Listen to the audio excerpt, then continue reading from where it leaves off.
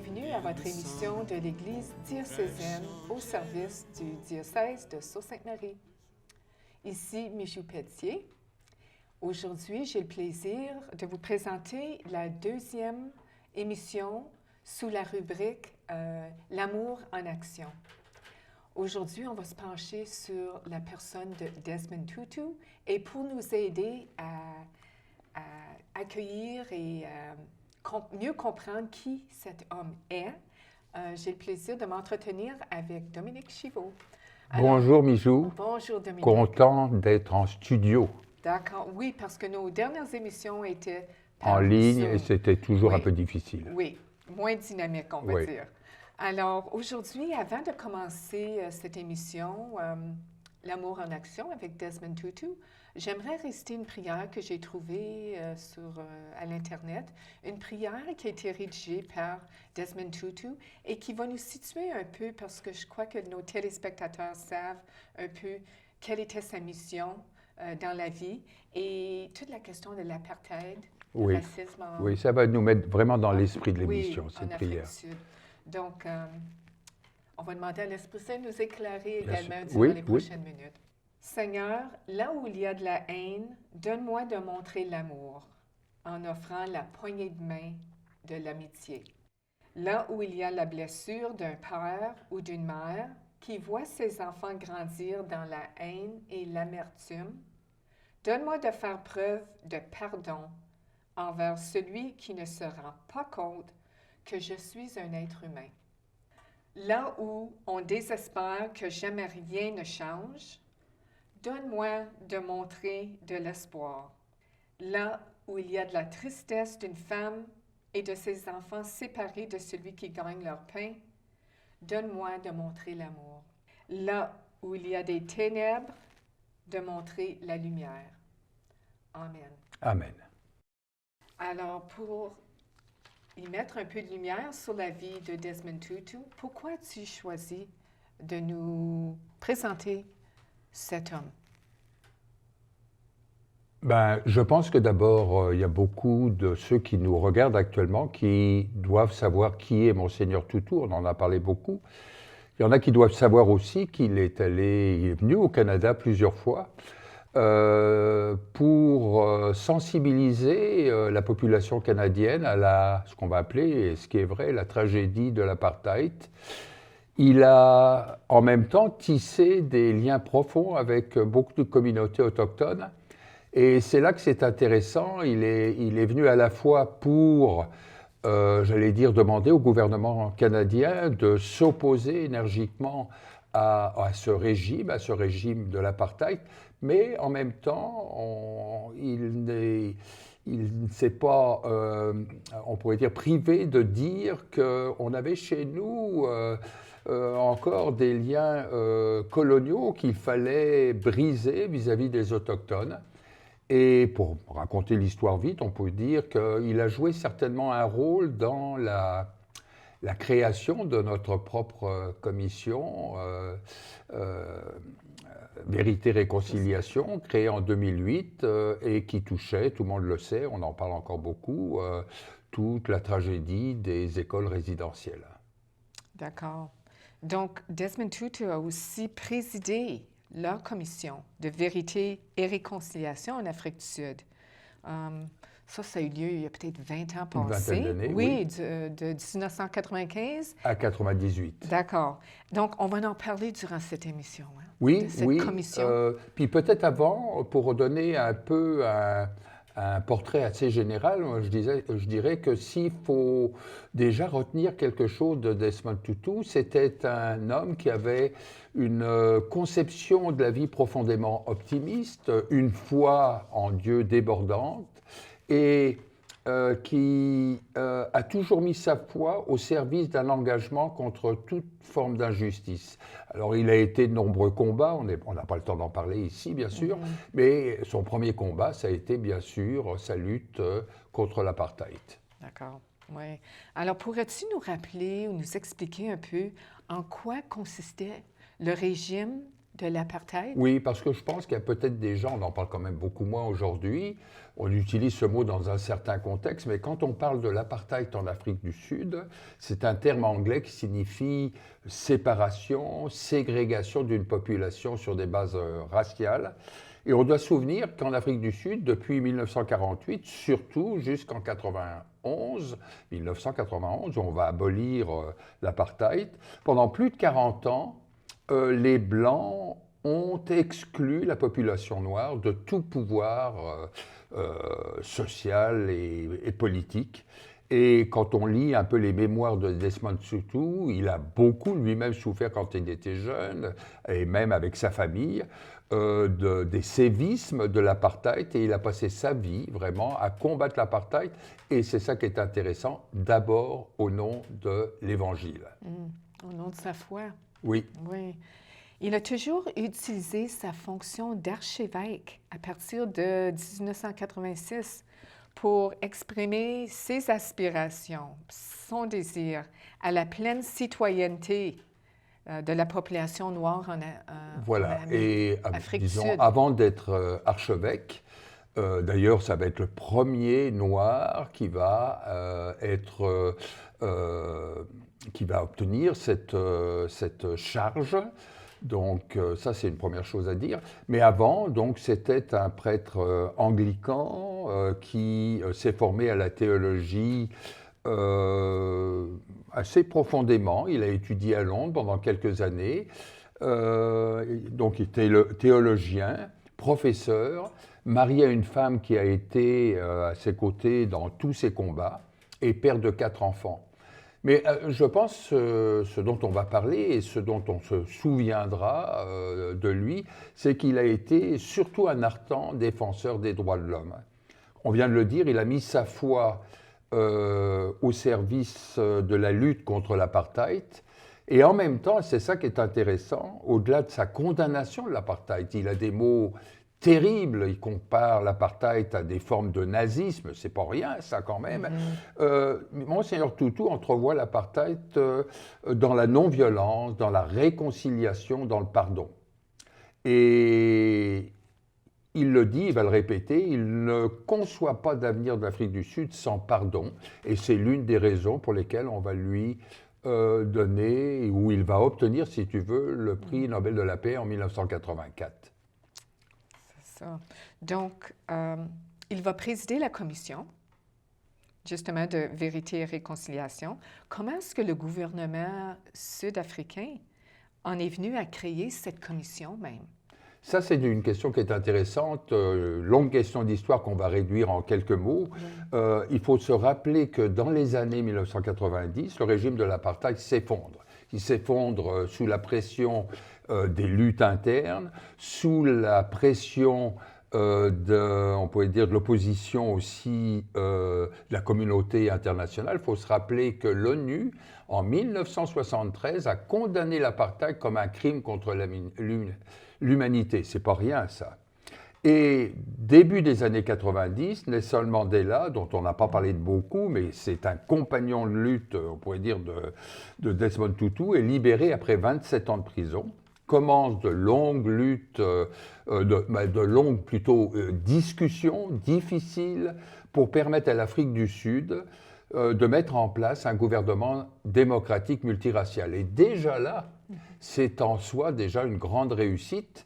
Nelson Mandela, en 1994, va devenir le premier président, mais il reste une question en suspens. La question en suspens, qu'on peut lire sur l'écran, c'est que faire pour guérir la nation sud-africaine des énormes blessures causées par plus de 40 ans d'apartheid. Et la commission Vérité et Réconciliation est un des éléments de réponse à cette question. Est-ce que c'était la seule réponse? Et non, il y avait 2 autres options qui, heureusement, se sont avérées sans issue. La première est facile à comprendre. Elle était réclamée par certains, peut-être des Blancs, mais aussi beaucoup de Noirs, qui disaient, ma foi, OK, on a aboli l'apartheid, oublions tout. Pardon général, amnistie générale. Quand on y pense, c'était une option impossible. Comment on peut, après 40 ans de tragédie de l'apartheid, passer l'éponge, etc. Et Desmond Tutu va rappeler aux Africains qu'ils avaient d'abord une obligation morale de se souvenir de la tragédie de l'apartheid pour espérer, en même temps et surtout par la suite, rebâtir une nation sur des nouvelles fondations. D'accord ? C'est surtout ça qu'il faut retenir, c'est la première option. Et la deuxième option? La deuxième, c'est celle qu'on a vue après la Deuxième Guerre mondiale, mais impossible de mettre ça en place en Afrique du Sud, c'est de punir sévèrement les architectes, c'est-à-dire les auteurs, les acteurs de l'apartheid, en disant on punit sévèrement ces gens qui ont commis des crimes, etc. Mais c'était finalement là aussi une option impossible parce que quand on négocie l'après-apartheid entre 1990 et 1994, les Blancs sont toujours au pouvoir et tu peux imaginer, Mijou, qu'ils ne sont pas prêts de passer le pouvoir aux Noirs dans ces conditions-là. D'accord, absolument pas. Ouais, non. Ouais. Alors, on comprend bien pourquoi. La commission est devenue la seule option possible. Sorte de troisième voie? Voilà, tu l'as bien dit, c'est une sorte de troisième voie, un compromis d'abord politique, on voit, qui ne plaît pas à tout le monde, on vient de le dire, il y en a qui disent qu'est-ce que c'est que cette affaire-là, mais les Sud-Africains vont réaliser assez rapidement que ça va éviter à l'Afrique du Sud de plonger dans un bain de sang. Et beaucoup de Sud-Africains à cette époque-là, si on s'en souvient nous-mêmes, se rendent compte de ce qui se passe autour. Il suffit de s'arrêter dans les années 90, la guerre en Bosnie, en ex-Yougoslavie, où il y a eu des milliers de musulmans bosniaques qui ont été littéralement assassinés. 1994, c'est le génocide au Rwanda. On n'a pas le temps d'expliquer ça, mais tout le monde s'en souvient, une tragédie épouvantable. Et on peut dire que cette commission va permettre déjà à l'Afrique du Sud d'éviter d'éventuellement de cette tragédie qui aurait pu arriver chez elle aussi, toi. Donc, avant d'adresser la commission Vérité et Réconciliation, je voudrais qu'on s'arrête quelques instants sur le sous-titre qu'on a donné à cette émission aujourd'hui. Celle qui a pour titre « Il n'y a pas d'avenir sans pardon ». Oui, et c'est peut-être, Mijou, la partie la plus intéressante de l'émission, parce que si on veut connaître des choses sur Desmond Tutu, c'est assez facile. Non, ce sous-titre de cette émission, je l'ai emprunté au titre d'un livre de Desmond Tutu que certains pourront voir à la fin de l'émission. On a fait une petite diapositive là-dessus.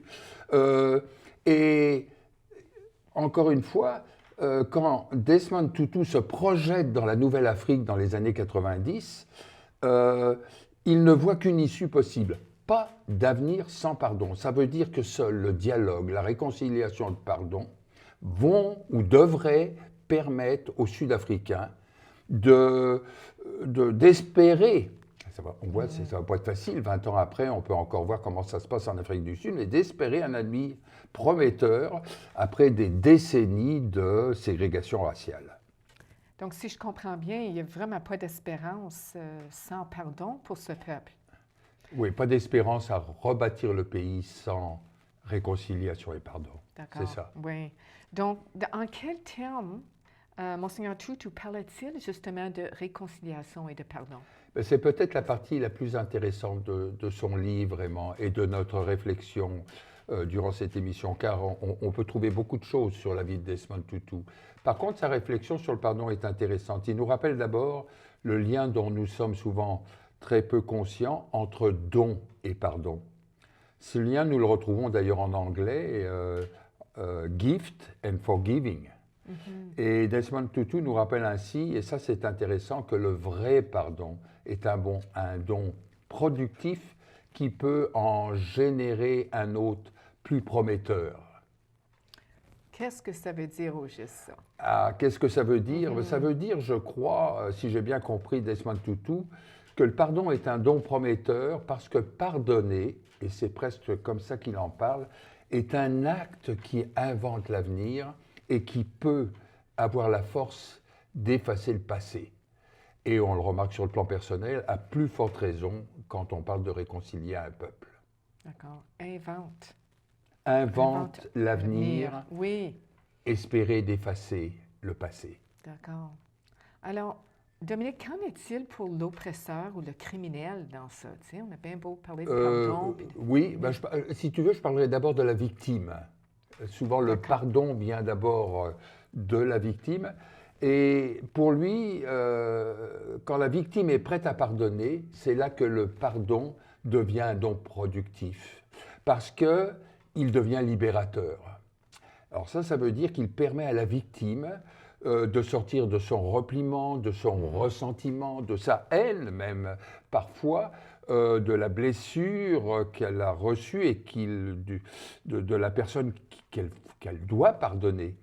Et Desmond Tutu n'est pas naïf. Il s'agit là, bien sûr, souvent d'un long processus, on le voit pour notre vie personnelle, du temps qu'il faut pour guérir, du temps qu'il faut pour accepter même de vouloir pardonner. Et encore une fois, il le répète, il dit le pardon, c'est pas quelque chose que tu dois absolument faire, mais en même temps, il dit que tout en pardonnant, la victime pourra, ou c'est en pardonnant que la victime pourra espérer retrouver sa pleine humanité. On est dans le domaine quand même d'un idéal de vie, il faut le reconnaître. Oui, sa pleine humanité. Oui. Donc, qu'en est-il pour sa pleine humanité, même pour l'oppresseur ou le criminel? Alors, pour l'oppresseur, c'est un peu plus, je dirais, compliqué parce que là aussi, il nous provoque un peu. Il nous dit, pour lui, seules les fautes impardonnables sont pardonnables. Alors déjà, ça, il y a bien des gens qui vont peut-être tomber de leur chaise en écoutant ça. Parce qu'il dit, les fautes pardonnables n'a pas besoin d'être pardonné. Alors, il y a, je sais, derrière ça, une sorte de petit clin d'œil malicieux, mais ce qu'il veut dire surtout, c'est qu'il faut séparer le criminel du crime, de l'homme et du mal qu'il a fait. Il a passé sa vie à dire qu'il fallait haïr le péché, mais montrer de l'empathie pour la personne qui, bien sûr, reconnaît sa faute, en manifeste le remords, cherche le pardon, pour lui aussi espérer retrouver sa pleine humanité. Alors là aussi, Mijou, je pense qu'on le sait, c'est pas un pardon inconditionnel, qui est un pardon inconditionnel qui vient de Dieu surtout, je dirais, c'est le domaine de la sainteté quand on pardonne sans condition. Oui. Il y en a quelques-uns qui le font, mais il faut reconnaître que c'est assez rare. Ça, ça revient aussi à l'expression que pardonner vraiment, surtout des injures qu'on fait. Voilà. C'est vraiment, c'est pas humain. Voilà, on va le dire, c'est pas humain. Oui. D'accord. Alors, le pardon dont nous parle Desmond Tutu n'est pas facile à réaliser, on le sait, on vient de le dire. Et sur le plan de notre vie personnelle, d'abord, et encore moins quand on demande à tout un peuple de se réconcilier. Oui. Et oui, et c'est vrai, d'autant plus, il suffit de lire un peu les témoignages des gens, des victimes surtout, qui viennent parler de ce qu'ils ont vécu. Il faut lire ça pour se rendre compte de la barbarie de certains crimes durant le régime de l'apartheid. Et malgré cela, et ça c'est intéressant, il dit, malgré cela, Desmond Tutu dit qu'on doit renoncer à notre droit.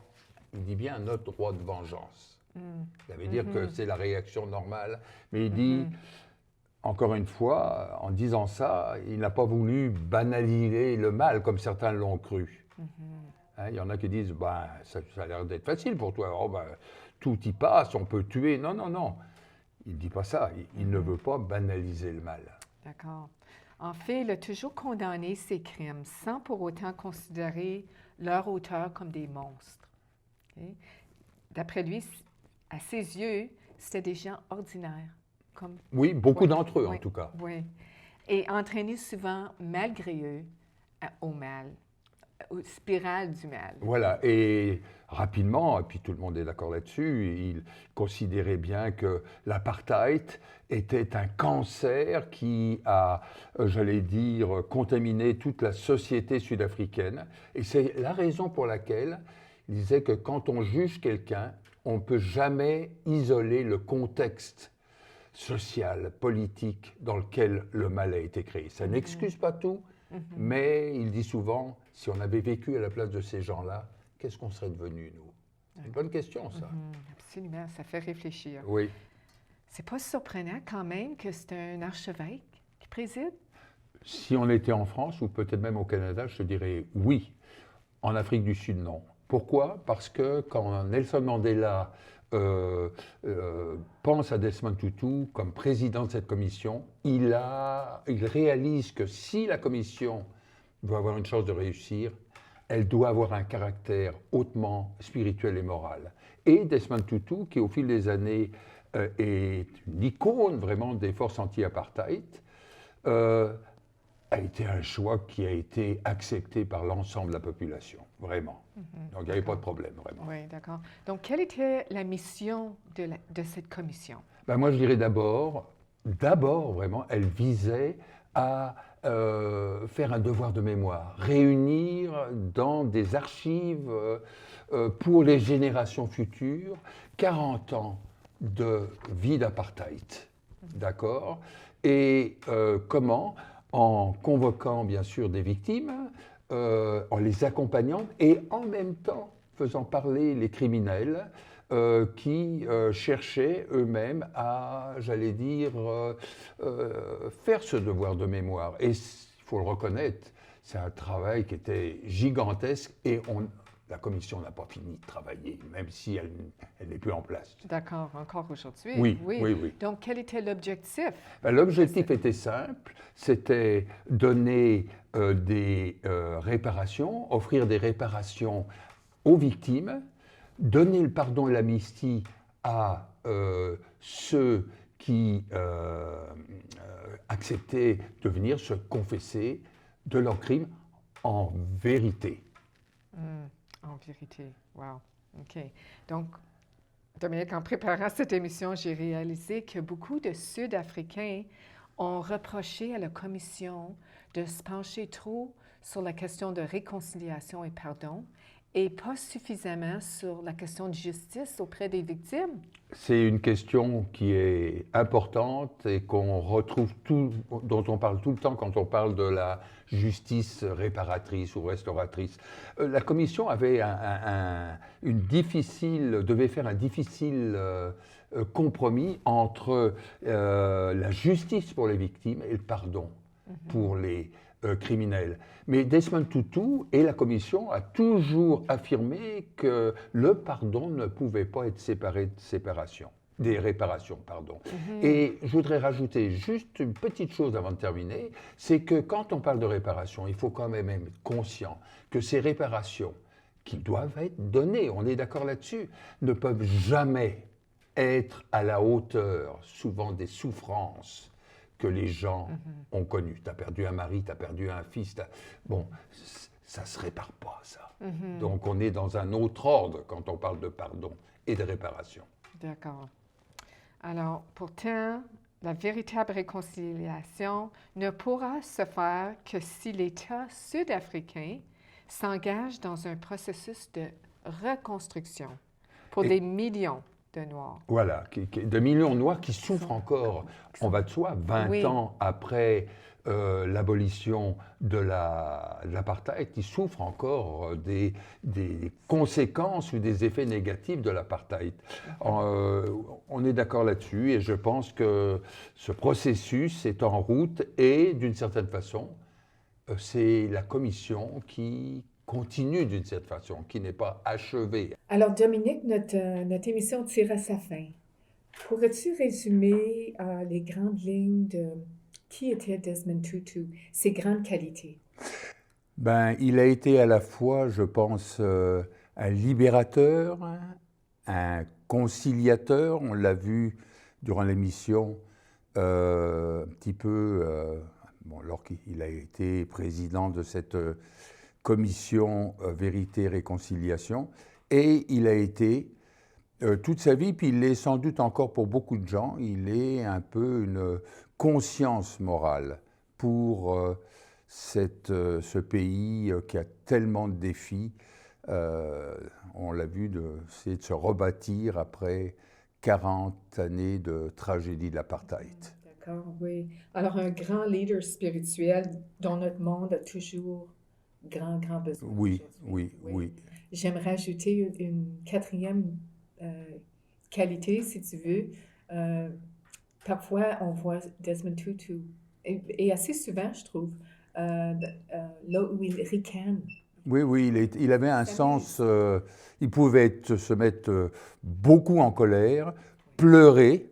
Beaucoup de témoignages disent qu'il a pleuré durant certaines confessions et certaines histoires des victimes, mais en même temps, c'est quelqu'un qui avait un profond sens de l'humour et qui aimait rire de lui-même aussi, ce qui est une belle qualité, parce que souvent, il faut reconnaître, on se prend des fois un peu trop au sérieux. Absolument, absolument. Puis sur cette note, j'aimerais juste terminer notre émission avec une citation, puis c'est une prière, encore de Monseigneur Desmond Tutu, pour illustrer justement son sens de l'humour. Desmond Tutu dit « Cher Dieu, lorsque je me trompe, veuille me faire accepter de reconnaître mon erreur.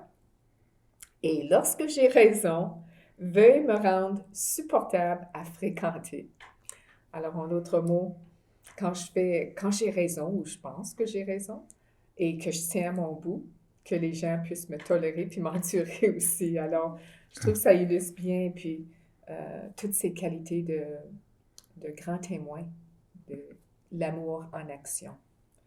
Et un grand merci, Dominique, pour le temps que tu as accordé à préparer cette émission. Ça m'a fait plaisir. Oui. Tu proposes, entre autres, d'autres livres. Oui, des livres que j'ai consultés. Il y a beaucoup de matériel également sur la page web, beaucoup de choses sur YouTube si vous êtes intéressé. Mais disons, ces livres-là sont des livres beaucoup plus de réflexion. D'accord, pour approfondir. Pour approfondir ce dont on a parlé un tout petit peu. Ouais. Et à vous, chers téléspectateurs, merci d'avoir été des nôtres et à une prochaine. Mais pour cela, ne faut-il pas tant de fois apprendre encore à être vrai, apprendre à se connaître, être avant de paraître, s'aimer.